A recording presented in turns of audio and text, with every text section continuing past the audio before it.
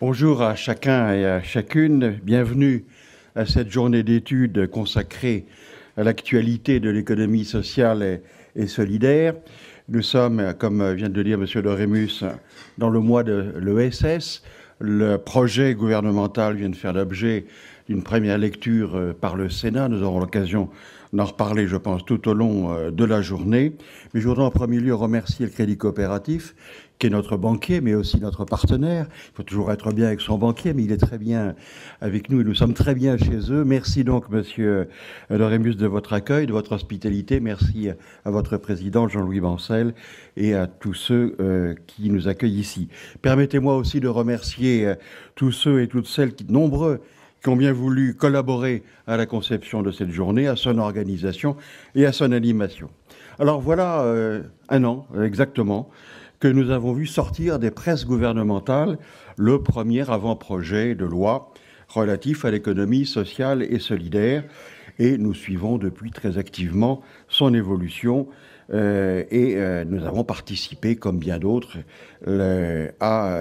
aux travaux, aux discussions nombreuses qui sont nées autour de ce projet, ou cet avant-projet.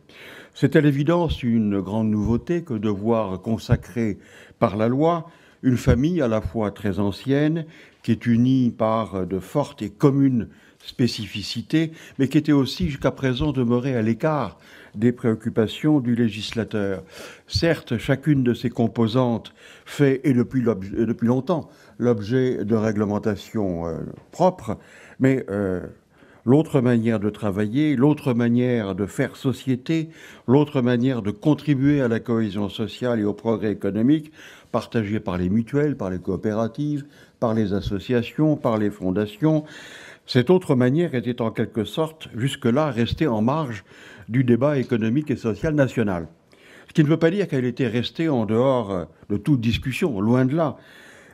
Son périmètre, son contenu, ses vertus, son exemplarité ont suscité depuis bien longtemps des écrits savants, bien des débats passionnés et aussi bien des appellations. Du tiers secteur autrefois à l'économie sociale, puis aujourd'hui à l'économie sociale et solidaire, à l'entrepreneuriat social dont on parle également, et notamment au niveau européen, on peut avoir que le sentiment que le sujet est encore en pleine recherche de lui-même.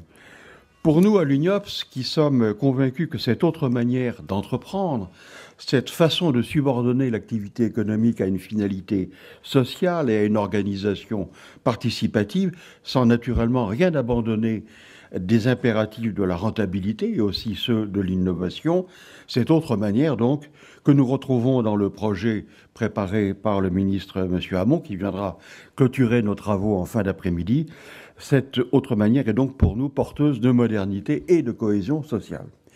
Ce qui ne signifie pas que cette initiative ne soulève pas des questions nombreuses auxquelles nous sommes tous appelés à répondre concrètement dans la mise en œuvre de la future loi. Et c'est bien l'objet de cette rencontre aujourd'hui que de tenter de bien cerner ces questions et peut-être de commencer à esquisser des réponses. Qu'est-ce donc que l'économie sociale et solidaire aujourd'hui? Comment peut-elle irriguer l'appareil productif? Faut-il d'entrée de jeu l'ouvrir largement aux entreprises du secteur marchand ou commencer plus modestement afin d'éviter peut-être des déformations qui pourraient compromettre l'idée? Qu'est-ce que c'est qu'entrepreneuriat social dont on parle? Comment s'inscrit-il ou pas dans le monde de l'économie sociale et solidaire? Quelles incidences la loi va-t-elle avoir sur le monde associatif, et en particulier pour nous, UNIOPS et nos adhérents, sur le domaine sanitaire, social et médico-social? Enfin, l'ESS peut-elle renforcer encore sa contribution à l'emploi et à l'innovation sociale? Et enfin, quelle est, au fond, la pensée réelle, profonde de l'État, des pouvoirs publics sur ces questions que nous nous posons? Voici donc, mesdames et messieurs, les raisons qui nous ont conduits à l'organisation de cette journée. Nous espérons qu'elle permettra à chacun d'en tirer des idées plus précises et une conviction renouvelée sur ce sujet qui, vous le voyez bien, est à la fois un sujet très ancien et un sujet tout à fait nouveau. Je vous souhaite donc une très bonne journée d'études. Je me permets de vous prier, si vous le voulez bien, peut-être de vous rapprocher de l'écran parce qu'il va y avoir des transparents qui vont être projetés et quelquefois les lettres vont être un peu petites peut-être pour ceux qui sont tout au fond de la salle. Donc si vous le voulez bien, en attendant que la première table ronde s'installe, si vous voulez bien faire mouvement pour certains d'entre vous, sans aucune obligation vers l'avant, ce serait une bonne chose. Je vous remercie.